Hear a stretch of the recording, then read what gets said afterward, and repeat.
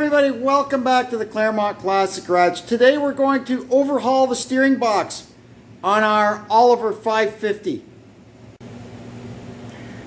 We're working on overhauling the steering box, so we've got to take all this dash stuff and everything apart, get it out of here, and then when we put it back together, we're going to rewire the whole thing, but that's a separate deal.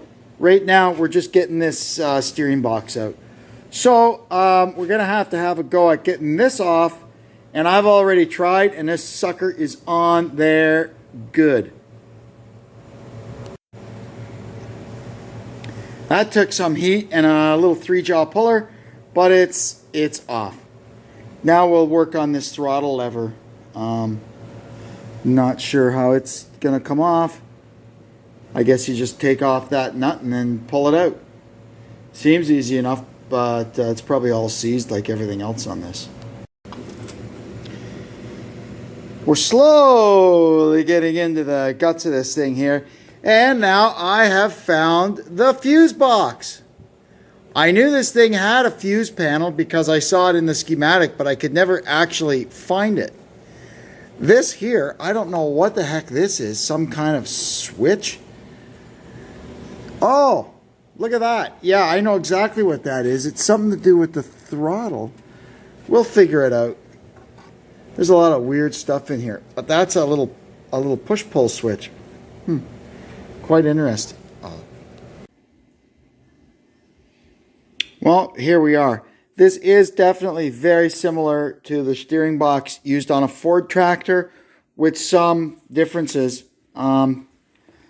These arms are much heavier than what you would find on the Ford, and they've got a larger hole. Although, like I've mentioned before, I'm only comparing this to what I know from an 8N. On a later Ford tractor, it may have used this heavier stuff, but the other thing that's different is up here. It's an 11/16 spline, whereas the Ford has a 3/4 spline, and I ordered a steering wheel for a Ford, and it ain't going to work on here. But that's all right. We'll figure something out for that. Anyway, we're down this far, and I've found the first sign of trouble. You can see here, this spline is all wore out on this steering arm.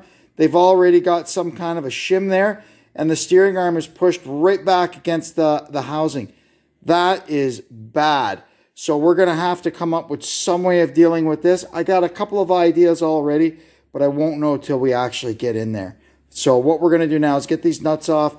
Won't worry about getting this arm off, but on the other side we'll use a Pitman arm puller and get the arm off. Then we'll get the steering box right off the tractor. Alrighty, we got that busted free. When you're using a Pitman arm puller, most of the time you're not going to be able to use the puller to actually pull the Pitman arm off. They get stuck on those splines really good. So what you do is you get this thing loaded up and then just give it 1 or 2 good whacks on there and it'll pop right off. And that's what we did here. I'm also curious if once I got the steering box off, if this housing comes off like it looks like it does. Because the throwout bearing and the PTO clutch, all that stuff is inside here. This grease fitting leads to a flexible hose on the inside that goes to the throwout bearing, and the hose is broken. And there's only a very small little access underneath to get at it. If I could get this thing off, I could probably do all this work from the top. That'd be great. I got the steering box, and you can see down in there where the input of the transmission and all that other stuff is, and it's a disgusting slimy mess. So it does look like I can pull this casting off. So I'm going to do that. There's no dowels in it. The dowels here you can see are in the lower piece. So we should be able to just remove all these bolts and lift this thing out of here. Seemingly anyway. There we go. It came right off. Look at that. There's the flywheel, the clutch, the input of the transmission. That's great. And Remember I told you I thought this thing was broken. It's not. There's another one down there. I think it's the throw-out bearing for the PTO clutch. So what we're going to do is tomorrow drag this thing back outside and power wash all in here. That can only help.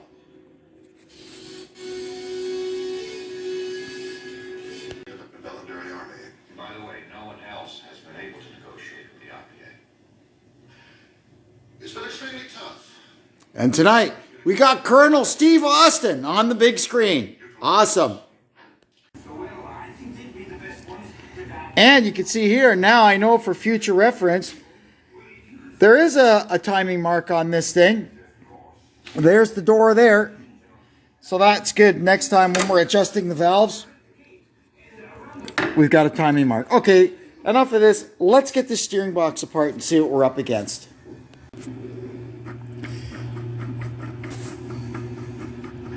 So it's pretty obvious that the bearings on the worm shaft are shot.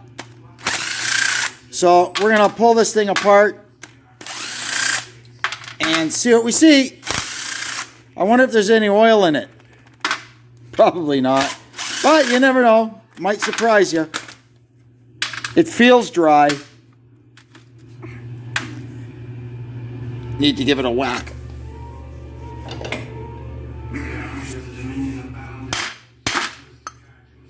There we go.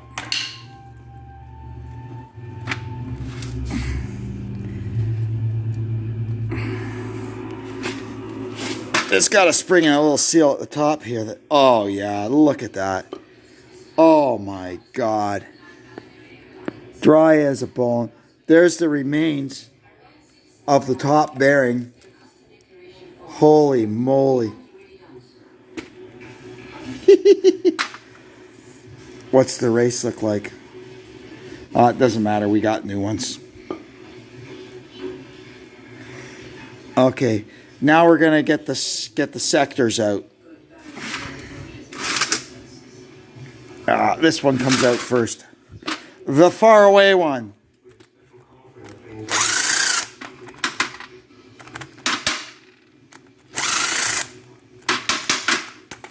I should get a piece of brass to tap that out. Hold on. Man, Steve Austin is it. I don't know what he's up to, but there's some bad stuff going on. Some diplomat's wife is kidnapped, and I don't know, they're going to kill her. There's ransom. They don't pay ransom. It's just an ugly situation. Okay, enough of Steve Austin. We got tractors to fix. Use my foot here. Aha! Oh, yeah, look what was in it. Water. What kind of lubricant is that? Oh, dear.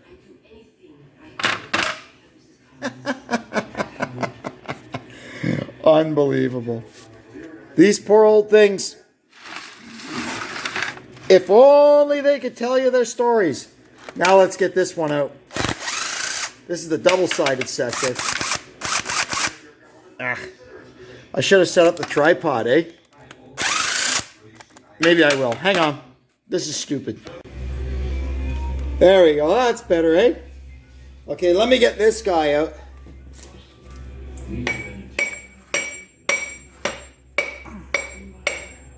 Because I want to get the... Oh, there's more little rollers coming out.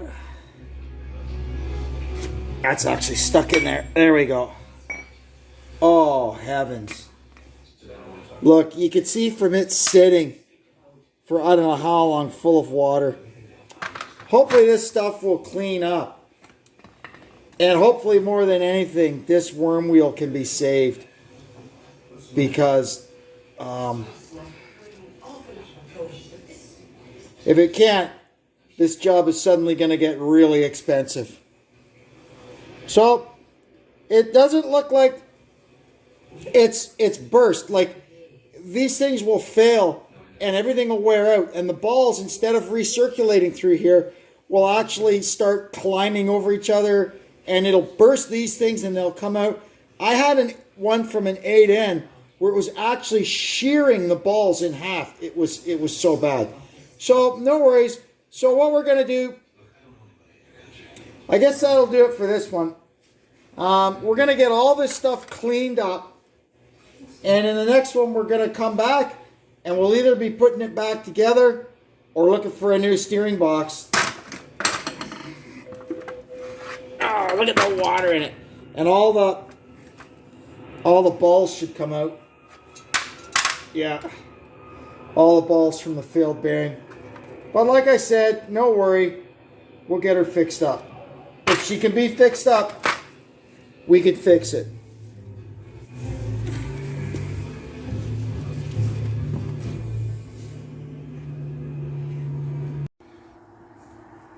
Well, thank goodness I kept that Oliver drawbar assembly because we needed it here. I used the old Claremont tow bar here to pull this thing out so we could power wash all in here. We've got a few little jobs to do in there. And you can see here, we just used a couple of muffler clamps to block the steering straight ahead. So we're going to shove her back into the shop and get back to work once it dries. Well, it came straight out. Theoretically, it should go straight in.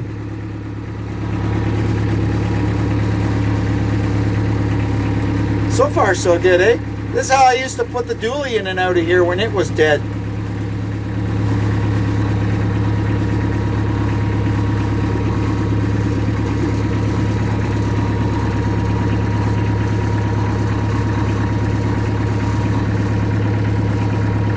Getting it up the ramp. If it goes up the ramp, we're golden.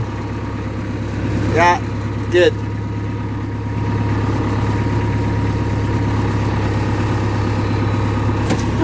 Uh-oh.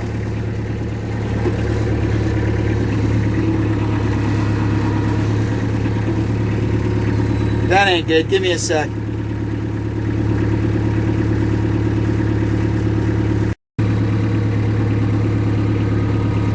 There we go. We just used a ratchet strap to tie the 3-point hitch on the Kubota down, and she went right in. Perfect. That's better, all cleaned up. So now, this one here is okay. That's for the throwout bearing for the clutch. Down below there, you can see that kind of fitting. It's something that somebody's tried to cobble up because I guess the hose going, there's a throwout bearing for the PTO clutch, and it's not, there's nothing connected to it. So we're going to try, I've got a grease gun hose here, which is pretty much what these are. We're going to try and make something up that we can use. Okay, here's what was in there. It looks like it's made out of a brake hose from a car, so I'm not really sure what it's made of. But we're going to work with this. We cannot use this because of this double elbow here. It's impossible to screw it in to where it's got to go. So we're going to use this grease gun hose here and see what we can do. And we're going to use part of this too. Alright, I got the fitting off that old, whatever that hose was. And I drilled it through, tapped it to 1/8 pipe. So we've got this grease gun hose. Now I'm going to reach up inside the machine and hopefully I can get this screwed into that throwout bearing and then we'll go from there.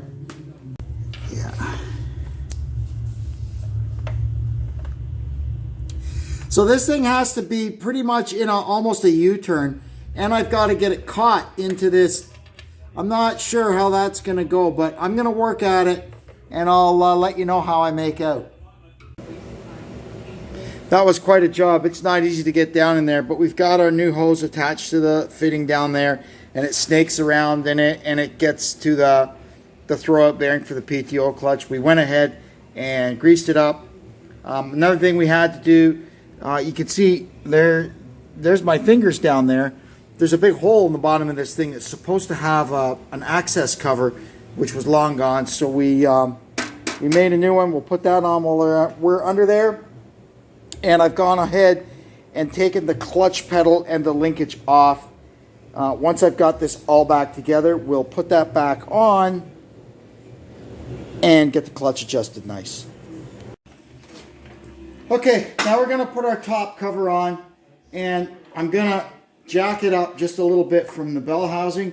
And it might not look like it, but all this cast iron has got just a certain little bit of boing to it, right? And that, you know, it's not going to move a ½ an inch or something, but we may have gained like just a couple of thou that we need to be able to jiggle that jiggle that that cover into position.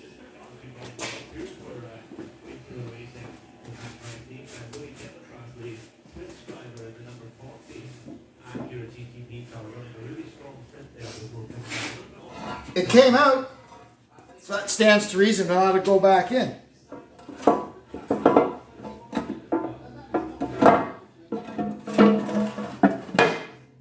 Wow, that was anticlimactic, wasn't it? Okay, I'll go ahead and get all the bolts back in. Now we can adjust the clutch linkage. I've had this all apart and cleaned everything and freed it all up. It's working great now.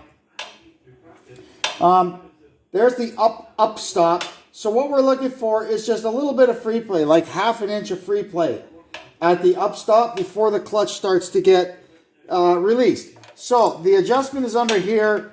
It's a nut on this little swivel here. And we're just going to crank this thing up. Yeah.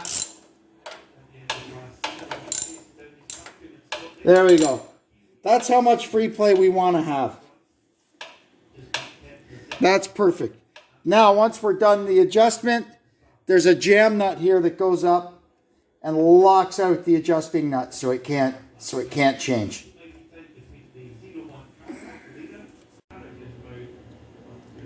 And there we go. We started out just to take the steering box off, and in the process found a few other things to fix.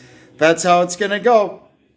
And I think for some time we're going to keep finding more things on this old thing to fix. It's got 6,500 hours on it, you know. That's a pretty full life for a piece of equipment. Anyway, I'm going to go now. In the next video, we're going to actually rebuild the steering box, which is what we set out to do in this one. Anyway, thanks for tuning in. I hope you'll come back and see us again next time. And until then, I'm Kevin saying so long from the Claremont Classic Garage.